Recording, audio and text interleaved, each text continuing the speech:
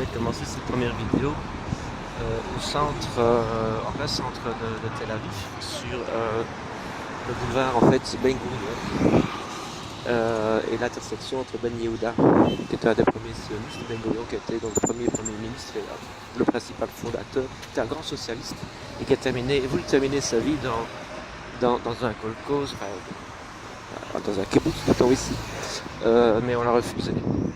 Donc vraiment, c'est pas quelqu'un qui a été recouvert de gloire à la fin de sa vie, qui a vécu de manière très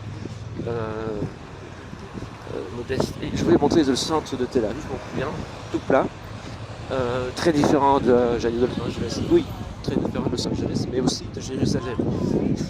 Et alors, ici le soleil se couche, évidemment beaucoup plus tôt qu'en Europe, puisque nous sommes plus près de l'équateur, plus près de toi mon Dieu. Et alors, bon, vous voyez un public très particulier en fait, parce que nous sommes semaine de Gay Pride. C'est la plus grande Gay Pride d'Asie en fait. D'Asie continentale. C'est normal, tous les autres pays c'est dictature. Et alors, je voulais vous montrer donc un petit peu le centre ici. Donc nous avons là le littoral avec les grands hôtels, ils sont très chers.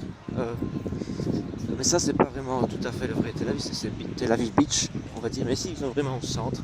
Et je vais vous montrer cette petite maison en fait, qui était la maison personnelle avant qu'il n'aille habiter dans ce kibbutz de notre ami donc David Ben Gurion.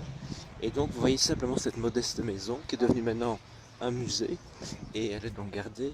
Et donc on va ici aller filmer les choses. Et donc simplement il avait cette petite maison là. Et donc ce que je voulais dire c'est que c'est quelqu'un de très modeste. Et donc un socialiste dans l'âme qui a voulu donc non seulement créer l'État d'Israël mais créer un État, non pas un État socialiste mais pour ceux qui le voulaient, choisir entre le capitalisme et le socialisme. C'est ça qui est très intéressant. Et alors je continue mon histoire, il n'y a pas grand chose à filmer. Toujours ce boulevard Ben Gurion qui donne sur la mer. Donc c'est Jderot Berinour. Jderot en hébreu, donc ça veut dire boulevard. Et alors Shlomo ça veut dire rue. Donc Jderot Ben Gurion, le boulevard Ben Gurion. Et on arrive en fait donc ici, tout doucement, sur la mer Méditerranée.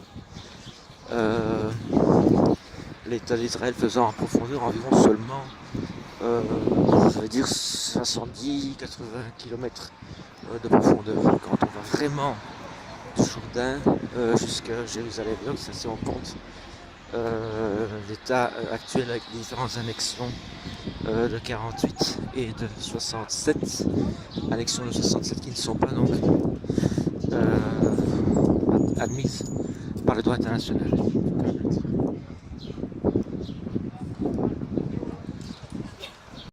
D'un côté on a la mer, je vais le coucher de soleil tout de suite. De là donc la maison de Ben Gurion, ce n'est pas la maison du Premier ministre, c'est sa maison personnelle. Et tout au fond on a le square, l'ancien square on va dire de l'hôtel communal, du Town Hall, qui maintenant s'appelle le square Yitzhak Rabin, puisque c'est là que, je crois en 93, je vais peut-être voir la télé, je me rappelle, Yitzhak Rabin, qui est un travailliste aussi, a été donc tué. Et il faut savoir qu'Israël, jusqu'en 1977, Menachem Begin, le quatrième premier ministre d'Israël, n'avait connu que des premiers ministres travaillistes. Et donc ils ont voulu en fait instaurer non pas un système socialiste, mais un système dans lequel les gens pouvaient choisir entre travailler dans un kibbutz. Donc un kibbutz c'est un kolkhoz qui donc tout est organisé de manière socialiste, où chacun apporte ce qu'il peut apporter et la communauté redonne aux particuliers dans les kibbutz ce dont il a besoin. C'était un peu le principe, donc c'est pas encore le socialisme de type communiste, mais c'était un système donc assez pragmatique. Mais donc après une période d'essai, parce que j'ai rencontré quelqu'un qui travaille dans un kibbutz, donc après une période d'essai, chacun passe devant une espèce de conseil, le conseil du kibbutz, où chaque personne du kibbutz doit dire effectivement si cette personne peut effectivement apporter quelque chose ou pas au kibbutz. Il y a pas mal de personnes qui sont en fait refusées. Il y a une fête, on dirait.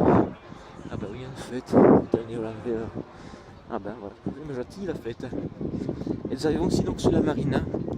Alors c'est pas du tout une ville de vacances, attention, il y a pas mal de personnes qui viennent ici à Tel Aviv le long de la plage, sur les hôtels de luxe. Vous voyez un petit peu l'histoire. l'histoire. C'est aussi l'hôtel Leonardo. Attendez par là, oui, c'est vraiment le truc. Là, tout au fond, c'est la bande de Gaza, mais ça, c'est la ville de Jaffa, c'est l'ancienne ville de Tel Aviv. Tel Aviv, il y a peut-être plus sur la partie islamique, c'est notamment la chanson, ça. Et voilà.